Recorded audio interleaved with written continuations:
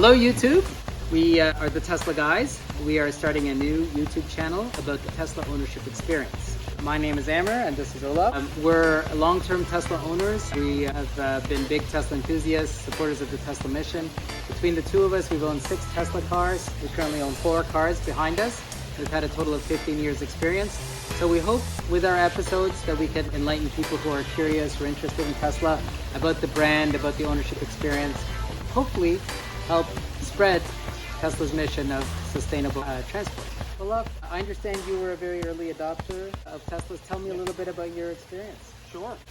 It actually started when I was a teenager, when I was a member of a radio-controlled car club, and I built radio-controlled cars and raced them.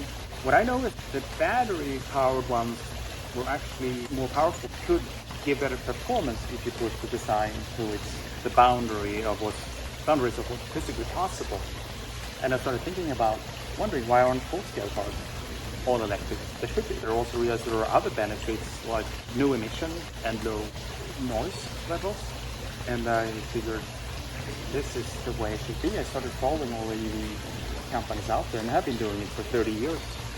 When Tesla built arguably the most practical modern EV with the Model S, it was a no-brainer for me to get one. And I actually got one of the first Model S's. Number 1,249, win 1249 of all the S's ever made. It was 85. I was super excited about it and been ever since. You are my hero and my mentor. Thank you for that. What would be the thing for a prospective Tesla owner that you would say is the best thing about having a Tesla? The best thing about it kind of varies over time, but the first thing that stood out to me was how fun it was to drive in sporty fashion without disturbing anybody and without drawing unwanted attention. Whether you wanted to store it at a red light or drive it really spiritedly on a curvy country road, you could do all those things. The ultimate stealth machine, isn't it? Yes, the ultimate stealth. It has so much fun and you're not causing any trouble. I love it. And then there are so many other benefits that you discover along the way. So why do you want to do YouTube channel? Because my family is tired of hearing it. No, but since Amber and I like to talk about it so much anyway, we figured why not give other people the advantage. Yeah, taking advantage of our we'll bother you guys with it, yeah, and share our experience, exactly. And let you know how we feel about the company because we're so stoked about Tesla. That's right. And how about you, Amber? Why did you get your first Tesla? Well, I was always a lifelong car lover. I've had all kinds of sports cars, and so anything that's new that comes out, I want to see it, I want to test drive it, I want to check it out. So I've been kind of on the pulse of Tesla very early on, but honestly, I never had the chance to test drive it until 2016, and I was just blown away, just like you said. Stealthy, fast, comfortable, super amazing technology, super safe, and the year after, 2017, I joined the family and bought my first Tesla. Awesome. And what did you like most about it when you got it?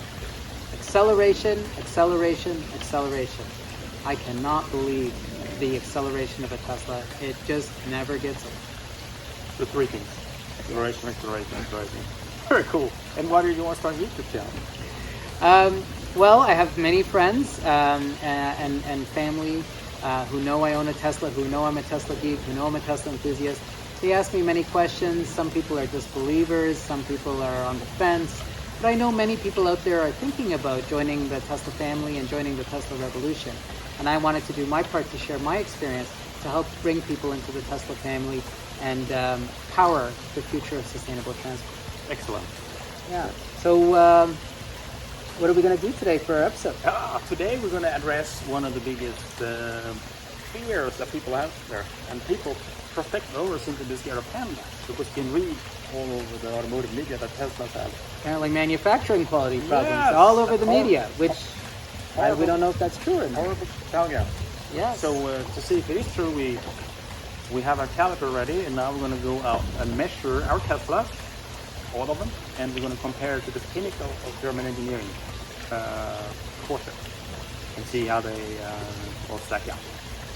It's felt by the industry that meeting panel gaps anywhere between 3.5 and 4.5 millimeters is ideal. A premium luxury car should have panel gaps of 4 millimeters or less. So let's put them to the test. Let's do it. Let's do it. So first we're going to test the pan gaps in our two Model S's, which are 2016 and 2019. We have the calipers here. We're going to do measurements on the doors, 2 points on each door, to check for uniformity. And here we go. Here we are measuring the 2016 Model S, starting with front door to fender, upper, and we got 4.1 millimeters. The lower door to fender, 2.9 millimeters. Between the doors, upper, we got 3.5. Between the doors, lower, we got 3.0. And now for the rear door to quarter panel, 4.1 upper, and lower for rear door to quarter panel, 3.5.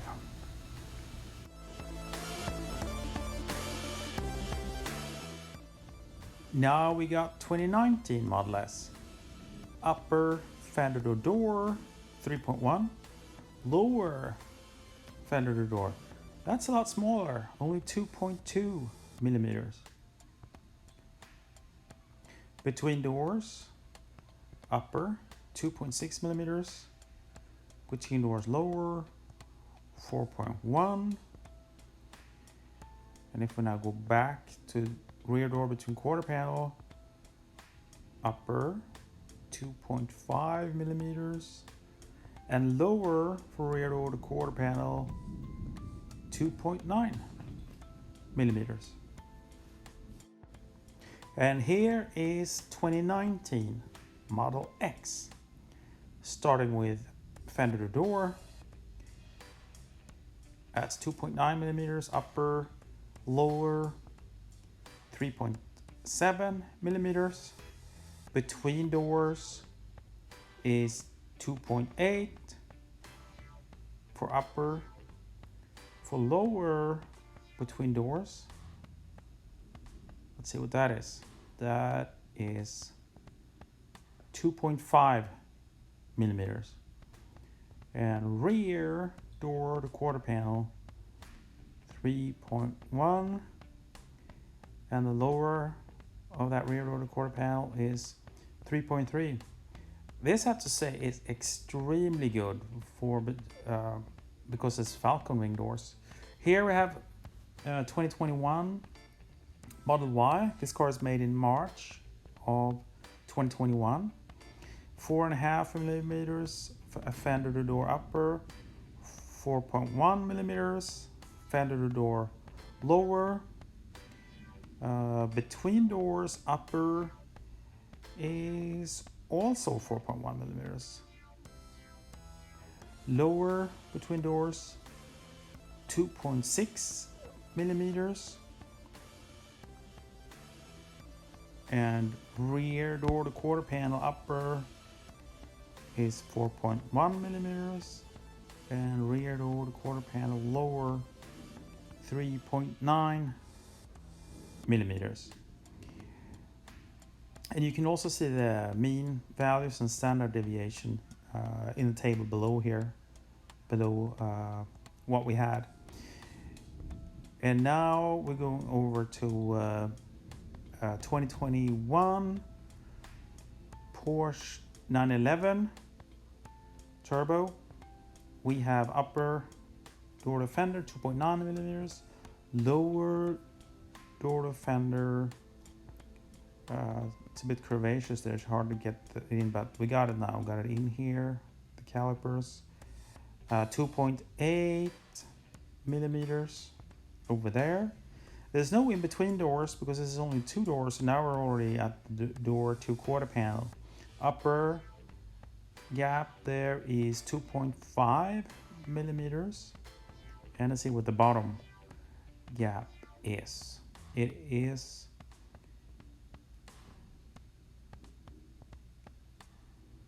3.2 millimeters.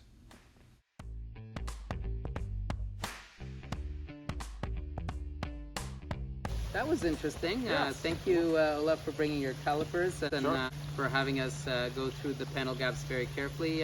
What are some of your thoughts? A lot of thoughts. The most exciting one was that how the Model Y and the Model X stacked up. Because from what we heard in the mainstream media, Model X is not very well put together and it has awful panel gaps, things like that. And I thought since Model Y is the newest car, it should be better. But as it turns out, as you can see in the numbers in the table, it's actually the Model X is much better. It's the most consistent of all our Teslas here. Model Y is actually the least consistent. Very interesting. And the other thing is, the Model S's, they were both very consistent. Both the 2016 and 2019 Model S are consistent in the panel gaps, but the 2019 has much smaller gaps all around. So it's not like it's better precision in terms that it's more consistent and the other ones are tight here and big here. It's consistent all around. So something happened between 2016 and 2019. Either they made the whole body frame millimeters smaller, so there's less gap, or the doors are larger. One of those two things happened. Continuous improvement. Right? Yeah, continuous improvement. Yeah. Because it is improvement as small gap because look better. Yes. And it's impressive how small they got them in 2019. Especially given that Model S is an aluminum car. Aluminum is, when you build cars out of it, you make it thicker than steel, so it's even harder to fold around the edges to make it nice and tight. But they did a nice job. So that's continuous improvement. But what do you think, Amber, about the Model Y and Model X comparison? How come the Model X is better? Why is it supposed to be worse? I was surprised. My only thoughts are Tesla's been under the microscope for the Model X because it's so hard to manufacture, and people have complained about the Falcon doors, etc. And I think Elon Musk is determined to show the world that he can make his cars the world's best. And clearly, even though the Model X is harder to manufacture, it seemed to have the tightest panel gaps. I don't know the reason, but I'm pleasantly surprised. Me too. Yeah. If I were to speculate about the reason, I think it's because, like you said, Elon want to show the world that they can be the best cars, but I think also that because Model X is a luxury car, Tesla spends extra manual work, I'm guessing, when they put it together to make sure it matches up nicely. Whereas Model Y, which is really a mass-produced car, and I mean, next year it's supposed to be the world's most sold cars, from what I heard in the earnings call. It's mass-produced and not that much manual labor goes in, so they're still fine. I will give it a passing grade, but not a lot of manual labor going into making it perfect, is what I'm thinking. So how do you think the Porsche stacked up to Tesla? Well, it was good to compare it to Porsche, which has been widely regarded as a standard for engineering excellence. It's clear from our testing that although the Teslas definitely meet the standard for luxury cars and are incredibly well manufactured, the Porsche panel gaps and precision was just a little bit tighter. Yeah. So Porsche still holds the standard for manufacturing excellence, but there's room for Tesla to improve. It is. But I think we can both conclude that Tesla, all Tesla cars here get a passing grade. Absolutely. And the statement in mainstream media that the panel gaps are terrible is not true. We see no evidence of that. No, we see no evidence of that. Yeah, no, the cars are excellent, very well put together. So I hope you enjoyed this video. I hope you found it useful. We've got lots of ideas for content about our Tesla ownership experience and answering questions of people interested in joining the Tesla community and getting a Tesla vehicle. Olaf, what ideas do we have for future episodes? We have lots of fun ideas. We're super excited about what we can do going forward. What we're thinking as next episode is comparing the range with and without roof rack. We just got a roof rack for the Model Y. We're going to take some surfboards to the beach and see how that impacts the range compared to the same trip with nothing on the roof. And the other thing related to people wanting to buy Teslas is from what I hear people ask, isn't it difficult to charge? So we're thinking we should show them how easy it is to charge. Absolutely. Maybe do a little competition. Who can plug in faster? Yeah, well, let's do it. Let's do it. I think I'm guessing from nowadays. I'm guessing I spend 5 seconds a day plugging my car in. How about you? Maybe less. Maybe We'll less. find out. Yeah, we'll find out. It'll be like the Wild West. We'll have a charging shootout. Exactly. And also we're thinking about interviewing industry experts like automotive engineers about Tesla engineering and how it compares to other cars. Yeah. Yeah, no, I think that sounds like a great idea. Absolutely. Yeah. Yeah. I hope you guys enjoyed this video. This is the Tesla guys, Olaf and Amr, and we're going to sign off for now until the next episode. Yeah. Thank you. Until next time. Thank you. Thank you.